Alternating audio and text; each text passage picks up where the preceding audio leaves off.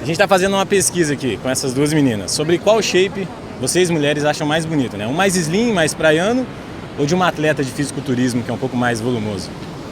Eu achei os dois bonitos. Os dois? Aí tem que escolher um. O slim. O slim? Por quê?